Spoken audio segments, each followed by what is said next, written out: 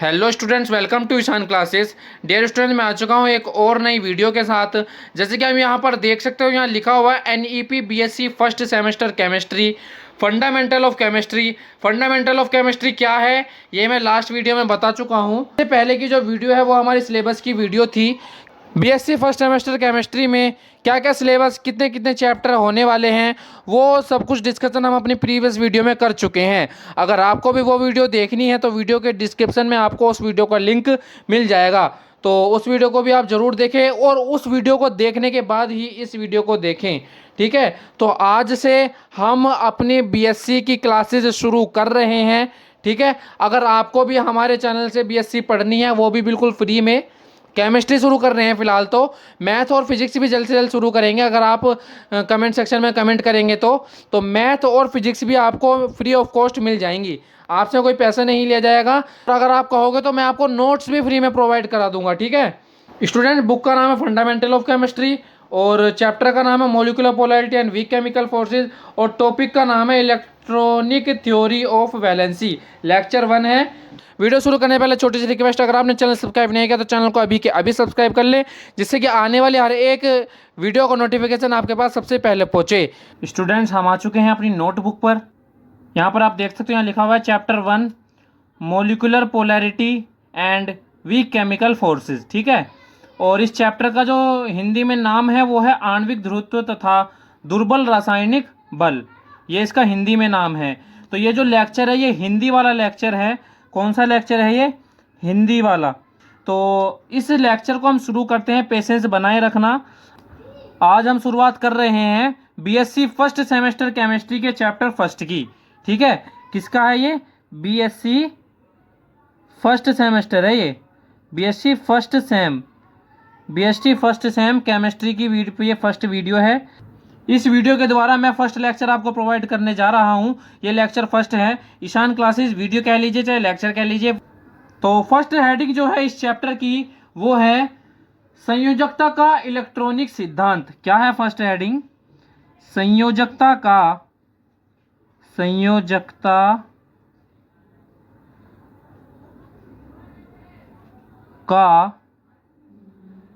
Electronic सिद्धांत।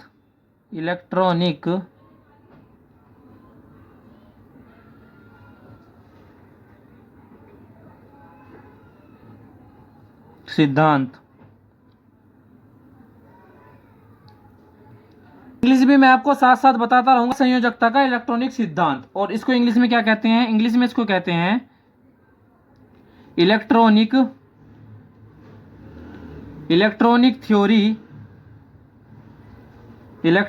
Theory of valency. क्या? Electronic theory of valency. तो वैलेंसी तो आप वैलेंसी नाम के वर्ड से आप भली भांति परिचित हैं। वैलेंसी क्या होती है आप सभी को पता होगा कि किसी भी एटम के या किसी भी तत्व के, किसी भी एलिमेंट के जो मान लीजिए कोई भी एक तत्व है और उस तत्व के बाह्य कक्षा में जितने भी इलेक्ट्रॉन होंगे, तो उसको अपना कक्षक पूरा करने के लिए जितने भी इलेक्ट्रॉन की आवश्यकता होगी, जितने इलेक्ट्रॉन की नीड होगी, तो उन नंबर ऑफ इलेक्ट्रॉन्स को हम कहते हैं उस एटम की या उस तत्व की संयोजकता। समझ में आया? नहीं आया समझ में? मैं दोबारा बता देता हूं। मान लीजिए कार्बन है, ठीक है, कार्बन 6 है। ठीक, इसके पहली कक्षा में 2 आ गए, दूसरी में आ गए 4, दूसरी में आने कितने चाहिए? 8 आने चाहिए। कितने की और नीड है इसे 4 इलेक्ट्रॉन की और नीड है 8 पूरे करने के लिए। तो ये जो नंबर ऑफ इलेक्ट्रॉन्स हैं नीड वाले, जरूरत वाले, यही कार्बन की वैलेंसी हो जाती है। इसी को ही वैलेंसी कहते हैं एटम की। किसी भी तत्व की वैलेंसी इसी तरह से डिफाइन की जाती है कि जितने भी नंबर ऑफ इलेक्ट्रॉन्स की उसको जरूरत है अपना कक्षक पूरा करने के लिए, बाहरी कक्षा का, उन नंबर ऑफ इलेक्ट्रॉन्स को ही उस तत्व की वैलेंसी कहते हैं, संयोजकता कहते हैं। ठीक है, तो आशा करता हूं संयोजकता समझ चुके होंगे। अब ये क्या है? यह संयोजकता का इलेक्ट्रॉनिक सिद्धांत। तो संयोजकता का इलेक्ट्रॉनिक सिद्धांत क्या है वो हम अभी डिस्कस करने वाले हैं। ठीक है, तो ये जो संयोजकता का इलेक्ट्रॉनिक सिद्धांत था, ये सर्वप्रथम कौशल और लीविस नाम के वैज्ञानिक ने दिया था। कब दिया था? 1916 में। यहां पर हम लिखेंगे कि यह सिद्धांत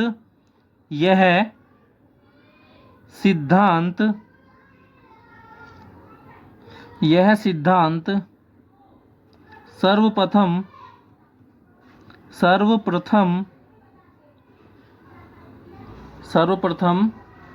कौशल, अलग अलग बुक्स में अलग अलग नाम मिल जाएंगे आपको, लेकिन आप कौशल भी याद करोगे कोई दिक्कत नहीं है। कौशल व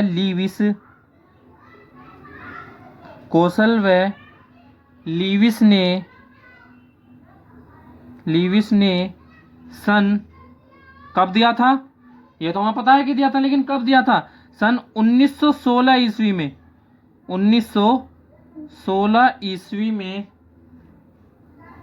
ईस्वी में दिया था। डेली बेसिस पे लेक्चर लेते रहिए, सुंदर से नोट्स बनाते रहिए, और एग्जाम टाइम में नंबर बढ़िया आएंगे आपके, अगर मेरे इन नोट्स से आप पढ़ते हो तो। डेली बेसिस पे जो मैं पढ़ाता हूँ उसको हाथों हाथ याद कर लीजिए, ठीक है? याद नहीं करना, पढ़ के समझ लेना है, ठीक है? और अगर रेस्पॉन्स आपका अच्छा रहा तो मैं टेस्ट सीरीज भी स्टार्ट करूंगा आपके लिए, टेंशन लेने की आपको कोई जरूरत नहीं है। टेस्ट सीरीज भी आपके स्टार्ट की जाएंगी। तो आगे क्या है, ये दिया तो कौशल और लीविस ने था, ये जो सिद्धांत है कौशल और लीविस के द्वारा दिया गया था, लेकिन ये कंप्लीट नहीं कर पाए थे। तो कंप्लीट किसने किया? ये कंप्लीट किया था, अब हम लिखेंगे सिद्धांत कंप्लीट किया था लैंगम्यूर और सिडविक ने। तो वो हम यहां पर लिखने वाले हैं कि यह सिद्धांत लैंगम्यूर और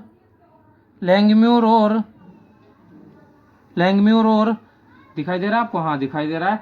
लैंगम्यूर और सिडविक, कौन? सिडविक आदि हम क्यों कह रहे हैं? क्योंकि और भी वैज्ञानिक थे जिन्होंने ये कंप्लीट किया था। आदि ने पूर्ण किया था। आदि ने कब पूर्ण किया था? 1919 में। आदि ने, यहां पे इसको काट देते हैं, दोबारा लिख देते हैं इसको एक बार। आदि ने सन 1919 में, कब? 1919 में पूर्ण किया था।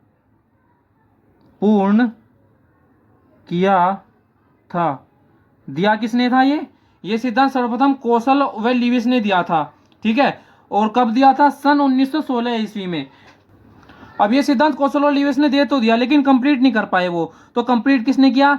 यह सिद्धांत लैंगम्यूर और सिडविक आदि ने सन 1919 में पूर्ण किया था, ठीक है? तो यहां तक बात क्लियर होती है। अब कुछ बेसिक इंफॉर्मेशन और है सिद्धांत के बारे में, फिर इस सिद्धांत के बारे में लिखेंगे कि ये होता क्या है। अभी तो हम बेसिक इंफॉर्मेशन लिख रहे हैं, फिर अब नीचे ही लिखेंगे बाद में बेसिक इंफॉर्मेशन के बाद कि ये सिद्धांत होता क्या है, इस सिद्धांत में क्या क्या चीजें आती हैं या क्या क्या पॉसिबिलिटीज बन सकती हैं। यहां लिखेंगे हम कि यह सिद्धांत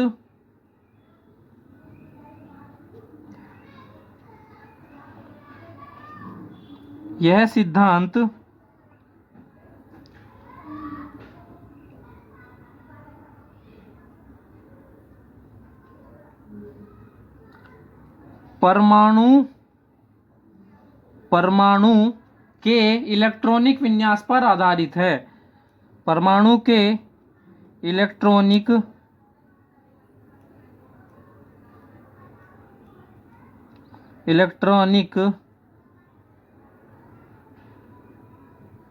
विन्यास पर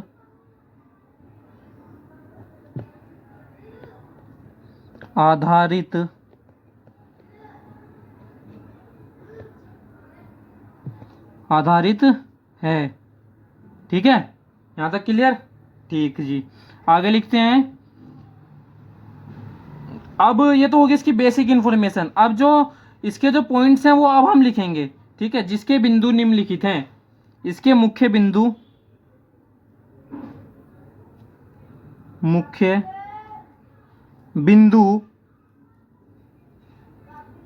नीचे दिए गए हैं।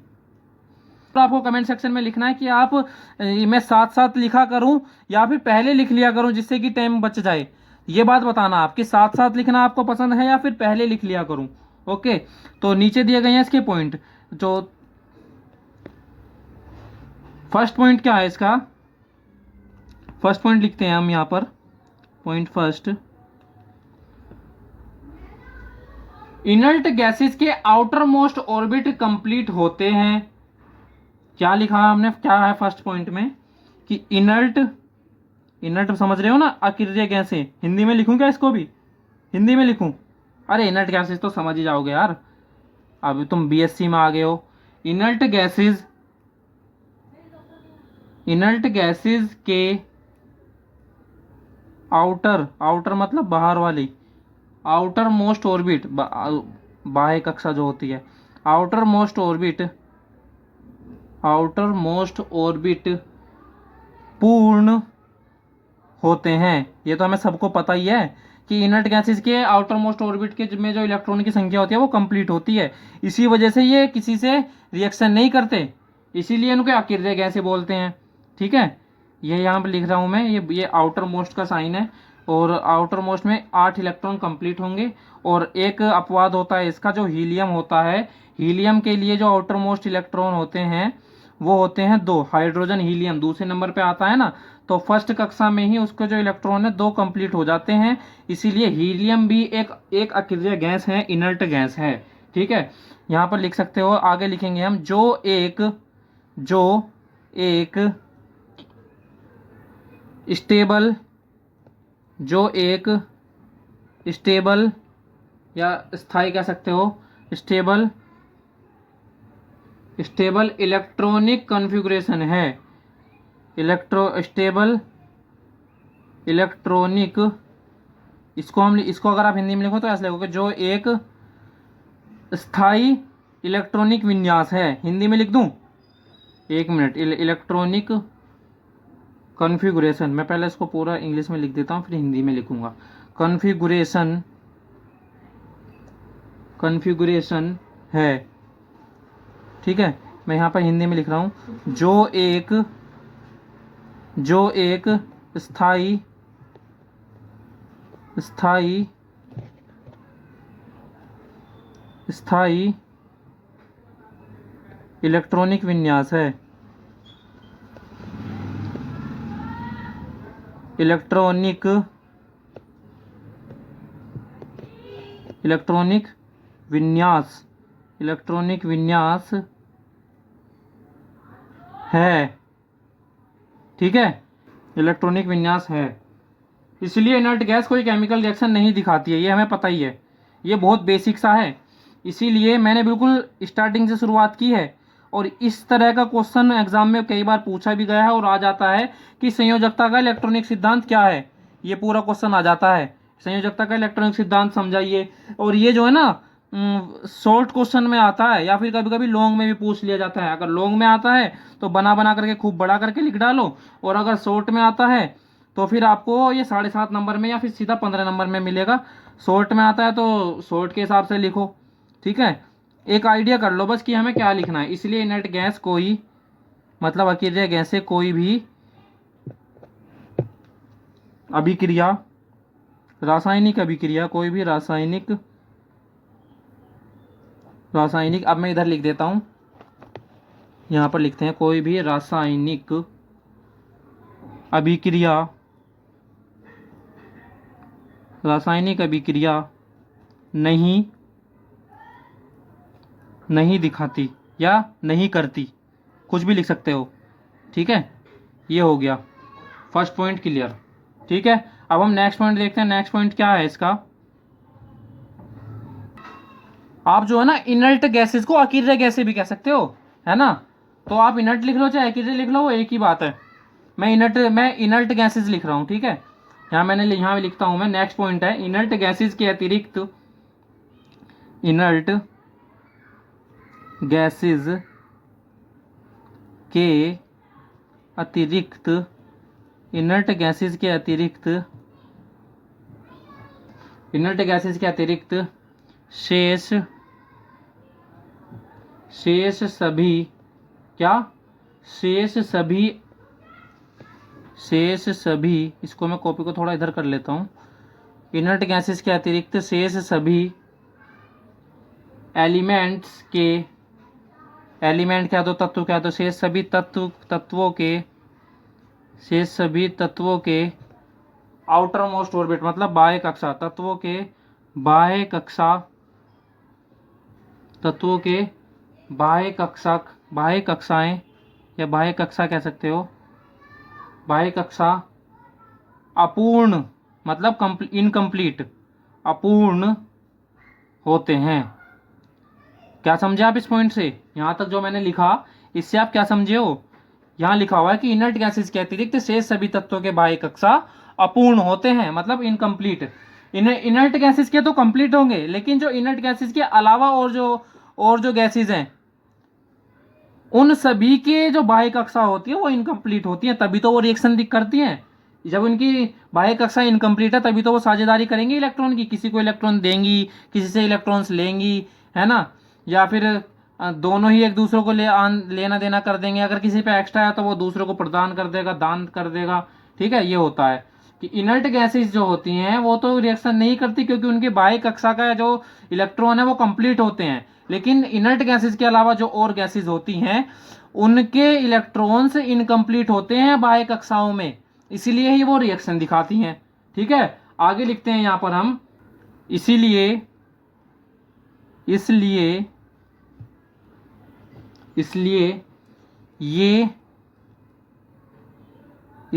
ये एलिमेंट्स या ये तत्व, ये भी लिख सकते हो, ये तत्व रिएक्टिव होते हैं या अभिक्रिया करते हैं। रिएक्टिव या फिर अभिक्रिया, रिएक्टिव होते हैं, या इसको आप ऐसे भी लिख सकते हो, या अभिक्रिया करते हैं। ठीक है, क्योंकि इनके जो बाह्य कक्षा है ना उनमें इलेक्ट्रॉनों की कमी होती है किसी में, या किसी में इलेक्ट्रॉन एक्स्ट्रा होते हैं, इसीलिए अभिक्रिया करते हैं। ठीक है, ठीक जी। आगे क्या लिखेंगे हम इस पॉइंट में? अभी ये पॉइंट है थोड़ा सा, ये इलेक्ट्रॉन को लेकर या देकर नियरेस्ट इनर्ट गैस जैसा बनने का प्रयास करते हैं। तो नेक्स्ट इसी में अभी क्या लिखना है हमें कि ये तत्व इलेक्ट्रॉन को मैं E- से डिनोट कर रहा हूं। ठीक है, इलेक्ट्रॉन्स को लेकर, ठीक है, लेकर या देकर, या तो ले लेंगे इलेक्ट्रॉन को या फिर प्रदान कर देंगे, देकर नियरेस्ट इनर्ट गैस जैसा बनने का प्रयास करते हैं, मतलब निकटतम अक्रिय गैस, निकटतम अक्रिय गैस जैसा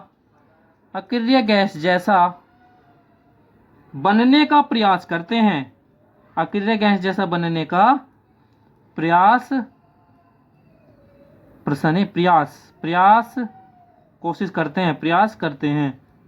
अपने निकटतम अक्रिय गैस जैसा बनने का प्रयास करते हैं ये रिएक्शन करने के बाद, क्योंकि इनके बाह्य कक्षा में जो इलेक्ट्रॉन्स होते हैं वो इनकम्प्लीट होते हैं, या तो एक्स्ट्रा होते हैं या फिर कम होते हैं। तो उनको वो बैलेंस करने के लिए, अगर बाह्य कक्षा में 8 इलेक्ट्रॉन की जरूरत है ना, तो इनके कक्षाओं में या तो 6 होंगे, 5 होंगे, ये तो कम हो गए, या फिर एक्स्ट्रा होंगे। तो जो एक्स्ट्रा होंगे तो उन्हें तो वो दे देते हैं दूसरों को, और अगर कम होंगे तो फिर वो ले लेते हैं दूसरों से, मतलब साझेदारी कर लेते हैं।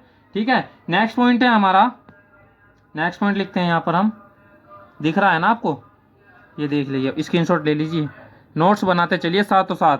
स्क्रीनशॉट ले लिया होगा आपने, है ना। नेक्स्ट पॉइंट है पॉइंट नंबर 3, अस्थायी इलेक्ट्रॉनिक विन्यास प्राप्त करने के लिए कोई एटम जितने इलेक्ट्रॉन लेता है या देता है, या जितने इलेक्ट्रॉन की साझेदारी करता है, उसे एटम की वैलेंसी कहते हैं। ये जो पॉइंट है ना, ये जो अब हम यहाँ पर लिखने वाले हैं, ये एटम की वैलेंसी को लेकर है, जो कि हमने वीडियो के स्टार्टिंग में ही डिस्कस किया था कि वैलेंसी क्या होती है। वो तो मैंने लिख करके दिखाया था, मतलब ऐसे ओरली समझाया था आपको। अब हम यहाँ पर लिखने वाले हैं उसको, तो अब डिटेल में अब बिल्कुल समझ में आ जाएगा आपके। ठीक है, यहाँ ध्यान देना क्या लिख रहा हूँ मैं यहाँ पर। यहाँ मैं लिख रहा हूँ अस्थाई, या फिर स्टेबल लिख सकते हो। स्टेबल से आप थोड़ा अच्छा समझोगे, क्योंकि यार बीएससी में हो अब आप। स्टेबल कॉन्फ़िगरेशन या इलेक्ट्रॉनिक विन्यास कह सकते हो। स्टेबल कॉन्फ़िगरेशन या इलेक्ट्रॉनिक कॉन्फ़िगरेशन भी लिख सकते हैं यहाँ पर। कॉन्फ़िगरेशन प्राप्त करने के लिए,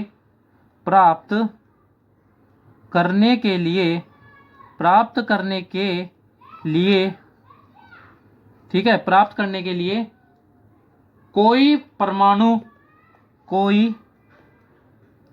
कोई परमाणु या कोई एटम भी लिख सकते हो, कोई एटम जितने इलेक्ट्रॉन लेता है, जितने,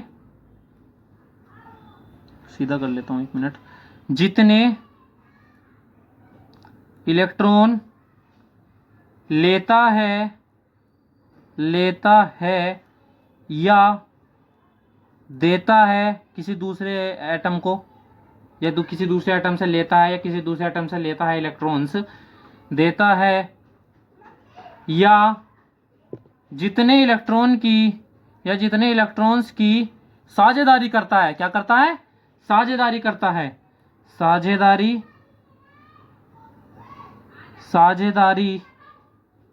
करता है, साझेदारी करता है, उसे उस परमाणु की या उस एटम की, उस एटम की वैलेंसी या संयोजकता, उस एटम की वैलेंसी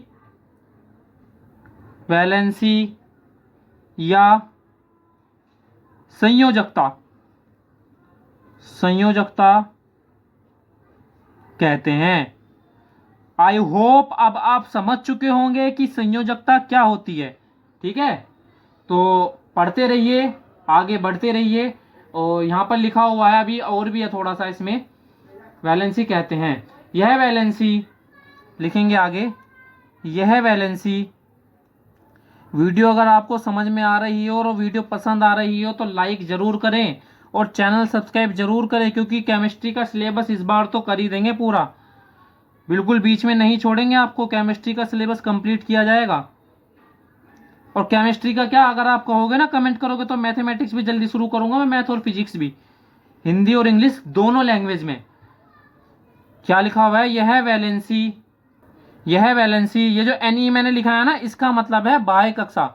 इसको मैं एक बार लिख देता हूं, रुक जाओ, मैं यहां से काट के इसको दोबारा लिख देता हूं। ठीक है, यहां मैं इसको लिख रहा हूं कि यह वैलेंसी बाह्य या आउटर मोस्ट शेल कह सकते हो, बाह्य कक्षाओं में, या बाह्य कक्षा में लिख सकते हो, बाह्य कक्षा में उपस्थित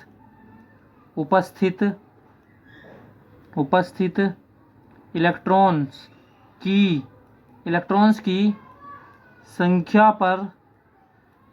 की संख्या पर निर्भर करती है। क्योंकि अगर जैसे मैंने भी आपको कार्बन का एग्जांपल लेकर दिखाया था, है ना, उसके आउटर मोस्ट जो सेल है उसमें 4 इलेक्ट्रॉन थे, होने कितने चाहिए? 8 होने चाहिए। तो 4 वो किसी और से लेगा, पहले से कितने थे उसके आउटर मोस्ट में? 4 थे। तो इस पर तो डिपेंड की वैलेंसी की बाद में उसको कितने की जरूरत है। ये देख लीजिए, मैं ऊपर कर दिया थोड़ा, समझ में आया ना? वैलेंसी जो आउटर मोस्ट सेल में ऑलरेडी इलेक्ट्रॉन प्रेजेंट है, उन पर डिपेंड करेगी वैलेंसी। ठीक है, समझ में आ गया ना वैलेंसी क्या होती है? ये मैंने पूरा एक्सप्लेन किया था वैलेंसी के बारे में, और यहाँ लिखा भी है, प्रॉपर पॉइंट है वैलेंसी का कि वैलेंसी होती क्या है। ठीक, नेक्स्ट एंड लास्ट पॉइंट है हमारा, पॉइंट नंबर 4। पॉइंट नंबर 4 है, स्टेबल कॉन्फ़िगरेशन प्राप्त करने के लिए, स्टेबल या स्थायी इलेक्ट्रॉनिक विन्यास कह सकते हैं, स्टेबल कॉन्फ़िगरेशन स्थायी इलेक्ट्रॉनिक विन्यास प्राप्त करने के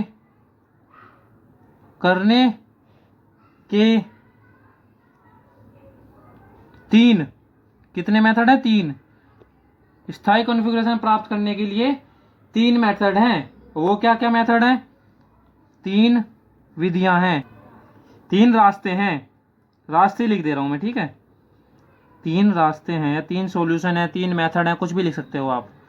ऊपर कर लेता हूं मैं इसको, जो आपको प्रॉपर दिख जाए। तो फर्स्ट क्या है? फर्स्ट, इसमें मिनी पॉइंट है एक, फर्स्ट वाला, by the transfer of electrons, मतलब इलेक्ट्रॉन का आदान प्रदान करके, इंग्लिश में लिख दे रहा हूं, आप समझ ही जाओगे। By the transfer of transfer of electrons. ठीक है, by the transfer of electrons. Electrovalency क्या देते हैं इसको, क्या कहते हैं, इलेक्ट्रोवैलेंसी, VALENCY, वैलेंसी। ठीक है, तो इलेक्ट्रोवैलेंसी कह दिया ना हमने, तो हिंदी में इसको क्या कहेंगे, वैद्युत संयोजकता। क्या, जो फर्स्ट मिनी पॉइंट है वो फर्स्ट मिनी पॉइंट क्या है, by the transfer of electrons. Hindi में इसको लिख सकते हैं कि इलेक्ट्रॉन का ट्रांसफर, इलेक्ट्रॉन्स के ट्रांसफर के द्वारा हम स्टेबल कॉन्फ़िगरेशन प्राप्त कर सकते हैं। और इसको क्या कह देते हैं हिंदी में, वैद्युत संयोजकता या फिर इलेक्ट्रोवैलेंसी। फर्स्ट जो पॉइंट था वो क्लियर हुआ, first mini point. Second mini point क्या है, स्टेबल कॉन्फ़िगरेशन प्राप्त करने का। सेकंड है by the sharing of electron, या हिंदी में हम इसको लिखेंगे कि इलेक्ट्रॉन की साझेदारी द्वारा, साझेदारी के द्वारा। ठीक है, इलेक्ट्रॉन्स की साझेदारी के द्वारा, इसको हम क्या कह देते हैं, कोवैलेंसी। हिंदी में क्या कहते हैं इसको, सहसंयोजकता। हिंदी में मैं लिख दे रहा हूं, एक मिनट ऊपर कर देता हूं, आपको दिखाई नहीं दे रहा होगा, ये अब दिखेगा। हिंदी में कहते हैं इसको सहसंयोजकता,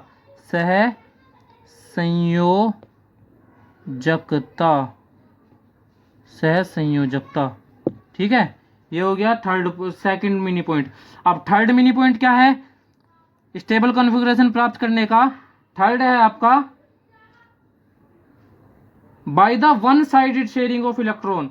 ठीक है, मैं लिख दे रहा हूं इसको, बाय द वन साइडेड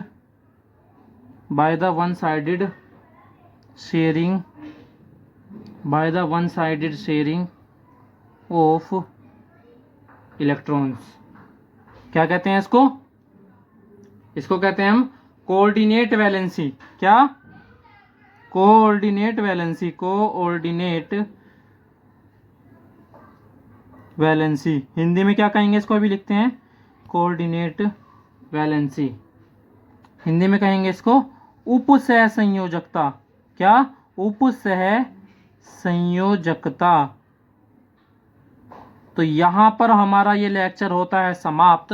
आशा करता हूँ ये वीडियो आपके लिए हेल्पफुल रही होगी और पूरा लेक्चर आपके समझ में आया होगा। अगर ये लेक्चर आपके समझ में नहीं आया है तो कमेंट सेक्शन में ज़रूर बताइए, जो भी आपके डाउट है कमेंट सेक्शन में ज़रूर बताइए, आपके डाउट का 100% रिप्लाई मिलेगा। ठीक है, ये आज हमने एक लेक्चर कंप्लीट कर लिया है और जो नेक्स्ट लेक्चर है वो आपको कल मिल जाएगा। ठीक है, ये हमने यहाँ से शुरू किया था चैप्टर फर्स्ट से, और ये हमारी सिलेबस की वीडियो आई थी। इससे पहले की जो वीडियो वो सिलेबस की वीडियो है, उस वीडियो का लिंक आपको वीडियो के डिस्क्रिप्शन में मिल जाएगा। तो चैनल को सब्सक्राइब करके बेल आइकन को ऑल पर सेलेक्ट जरूर करें, जिससे कि आने वाली हर एक लेक्चर का या फिर किसी इन्फॉर्मेशन वीडियो का नोटिफिकेशन आपके पास सबसे पहले पहुंचे। ठीक है, मिलते हैं एक ऐसी ही नई इन्फॉर्मेशन के साथ, तब तक के लिए thanks for watching this video.